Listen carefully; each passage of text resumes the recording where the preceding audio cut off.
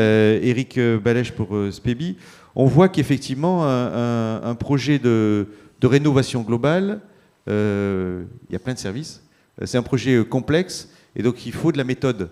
Parce que si on part pas avec de la méthode, du coup, on oublie quelque chose en cours de route. Ça peut être l'IRVE, ça peut être le chauffage, bon, ça peut être d'autres choses. Et puis ça coûte très cher. Oui. Ça coûte très cher à l'entreprise parce qu'en réalité, le devis, on n'y touche pas une fois que l'ordre de service a été signé. Mais c'est important que nous prenions en compte la gestion du chantier. Bon, quoi qu'il en soit, il est dans l'intérêt de tout le monde. J'ai pas Elisabeth.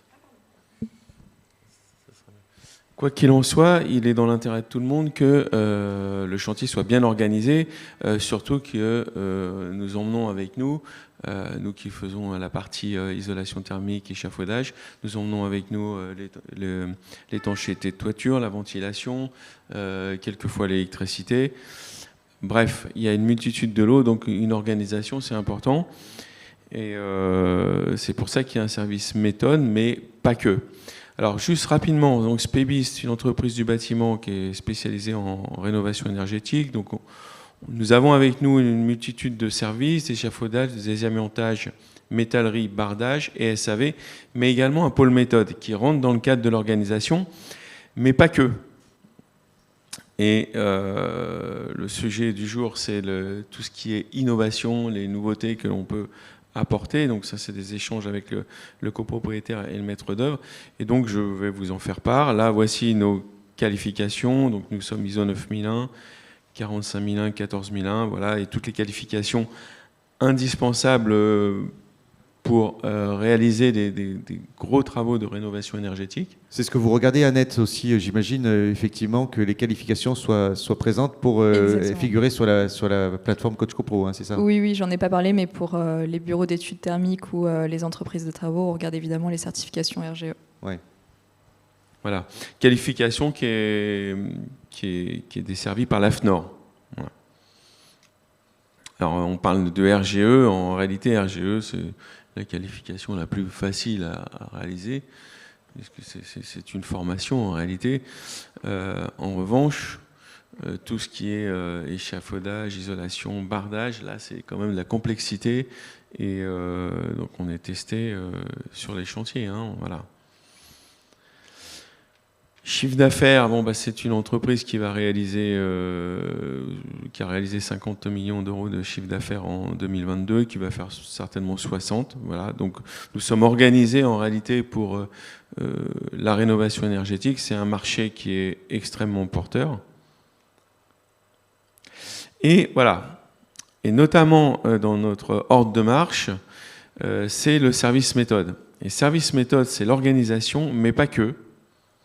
Donc c'est une spécificité que nous avons, mais qui permet de surveiller différentes choses. Alors on a une veille réglementaire normative, parce qu'il arrive que quelquefois on est dans les cahiers des charges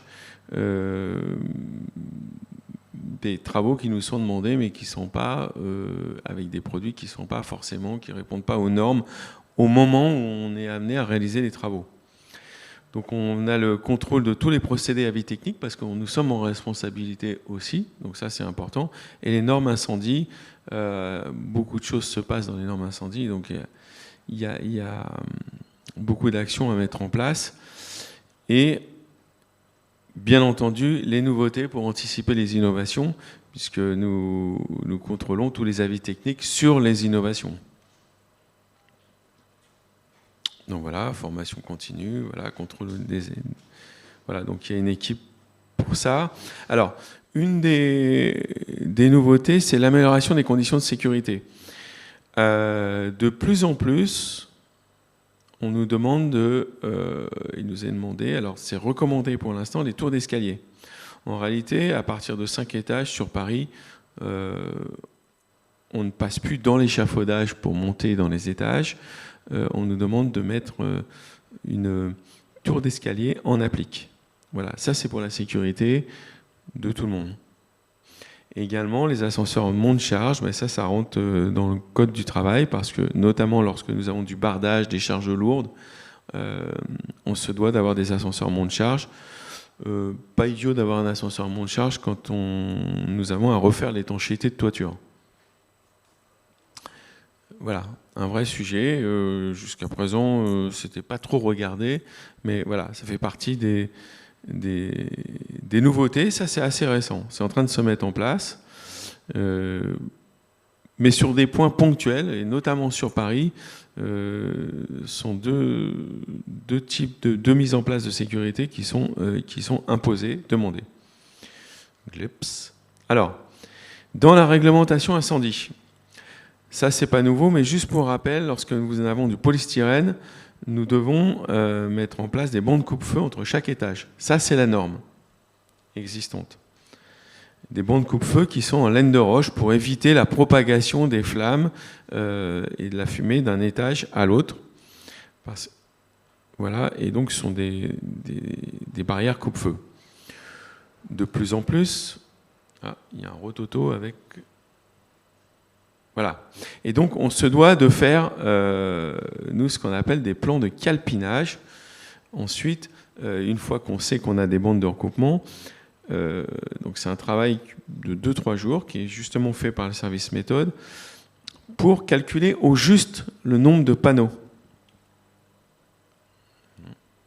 C'est les animations qui sont un peu... Voilà. Et là, voilà, c'est des plans en 3D. Et ça, tout doit être fait au millimètre. On voit que c'est vraiment fait au millimètre, à 200 mm. Donc toutes les coupes doivent être faites en 3D pour une gestion des déchets, parce que ça devient un sujet également novateur. C'est que sur les chantiers, plus de déchets. Donc pour qu'il n'y ait plus de déchets, il faut qu'on commande exactement ce dont nous avons besoin et pas plus. On ne découpe pas les panneaux sur place sur le chantier en jetant on les découpe moitié. sur place, mais on sait exactement le nombre de panneaux dont nous avons besoin. Ah oui. Pas pareil.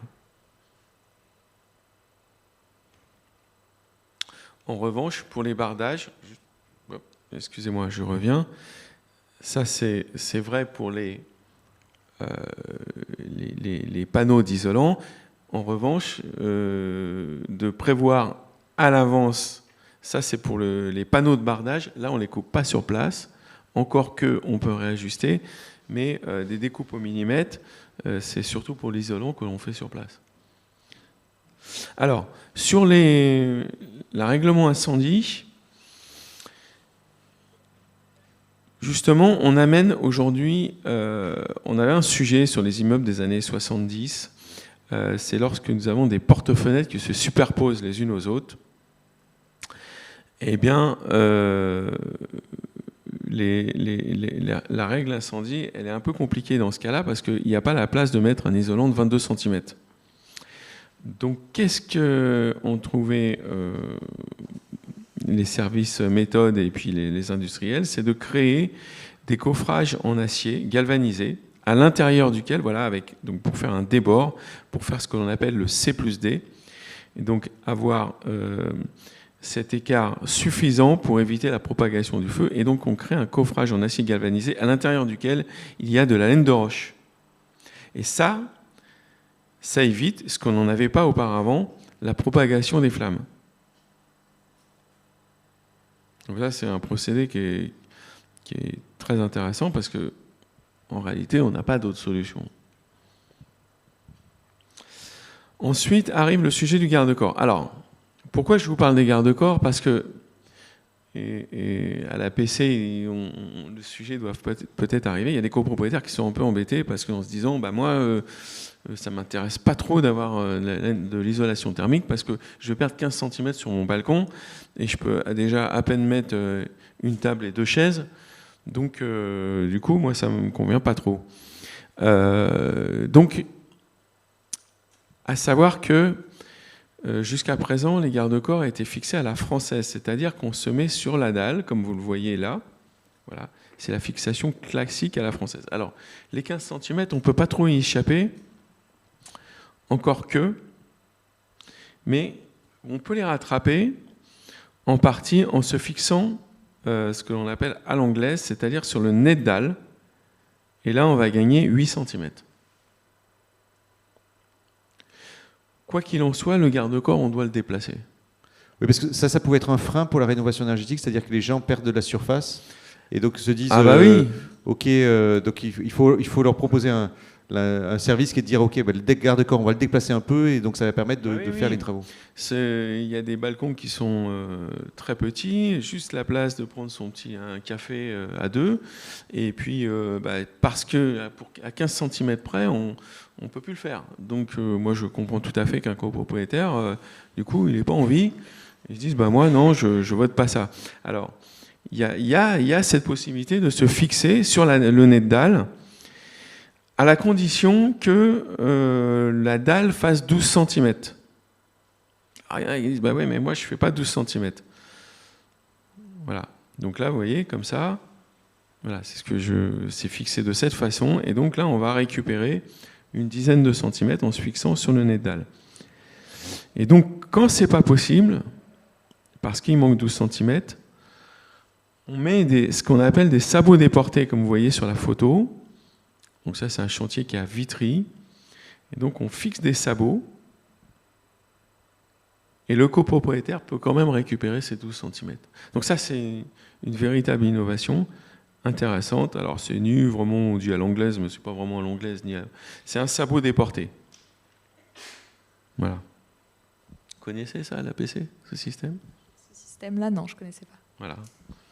Donc ça, c'est relativement innovant. Alors, SPEBI, il est pour rien. C'est simplement, pour le coup, les industriels viennent nous voir, nous le proposent, et nous, on est amenés à en parler avec les copropriétaires ou le maître d'œuvre, parce que ça peut être un sujet bloquant, le balcon. Alors, vous me direz, ouais, mais là, j'ai gagné 8 cm, comment je fais pour... j'ai pas mes 15. En fait, il faut savoir qu'il y a un autre type d'isolant qui existe, qu'on peut mettre à condition d'être...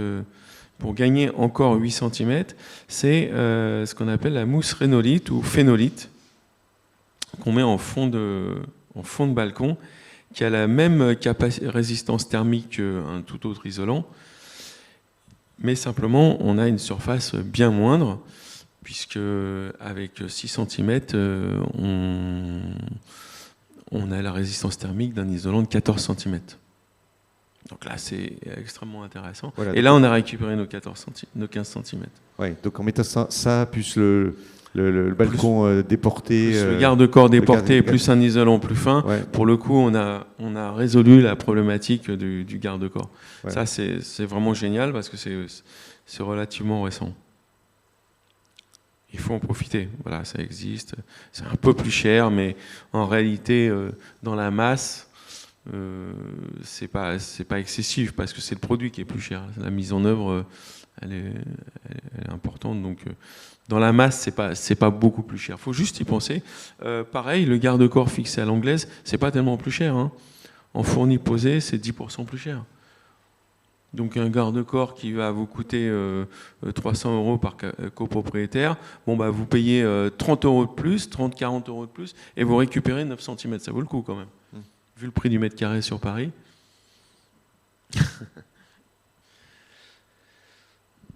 Voilà, alors là, pour le coup, voilà, gain de place. Et là, c'est une résidence à Montbrison, où on a fait les deux, c'est-à-dire qu'on s'est déporté avec un garde-corps vitré, plus une mousse phénolite. Et là, ils ont tout récupéré, les copropriétaires sont ravis. Ah, ils ont tout gagné. Parce qu'en plus, ils ont un garde-corps vitré, ça c'est aussi sympa, c'est un autre sujet, mais il y a aussi toute une panoplie de garde-corps qui sont proposés maintenant.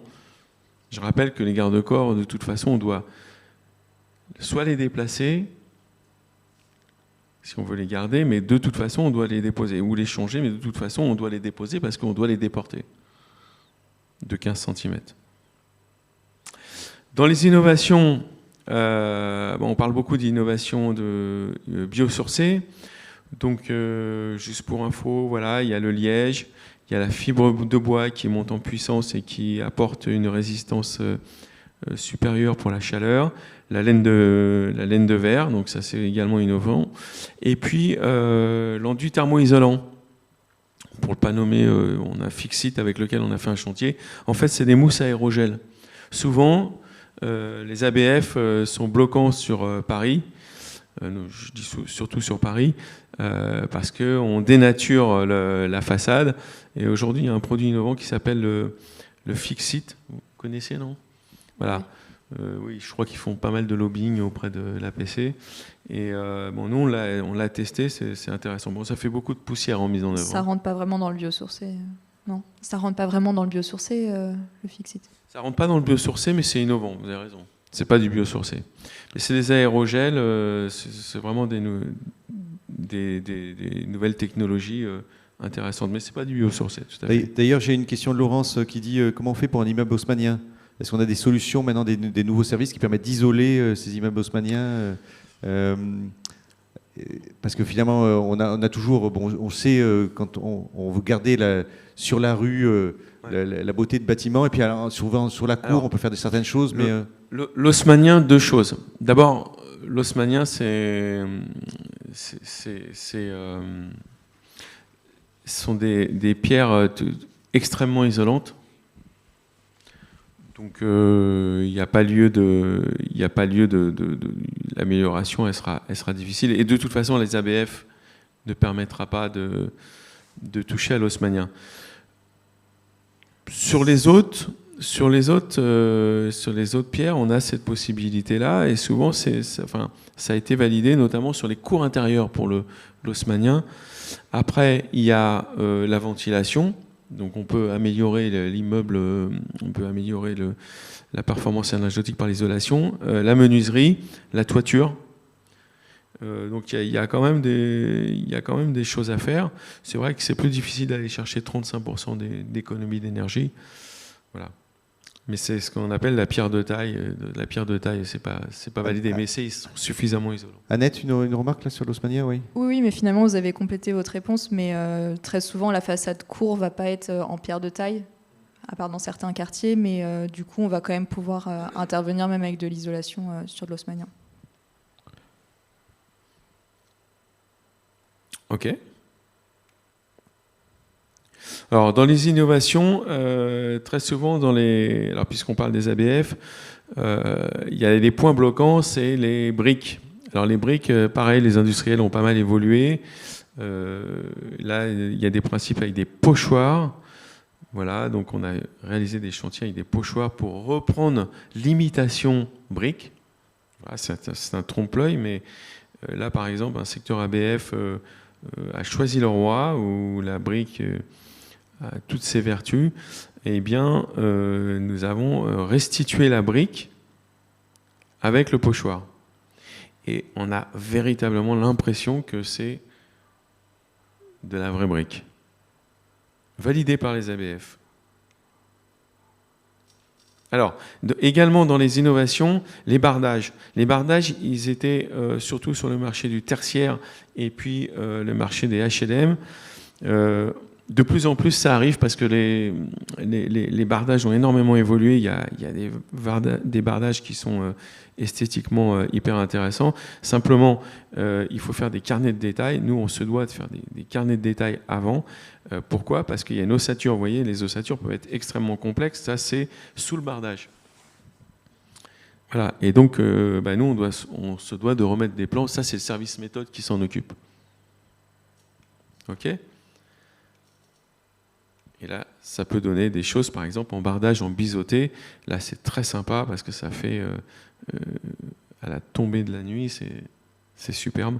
Voilà, on peut faire des choses comme ça. Ça, c'est, vous voyez, ça, c'est une résidence à la Courneuve. Et c'est juste à l'entrée. Après, tout le reste a été fait en isolation thermique classique.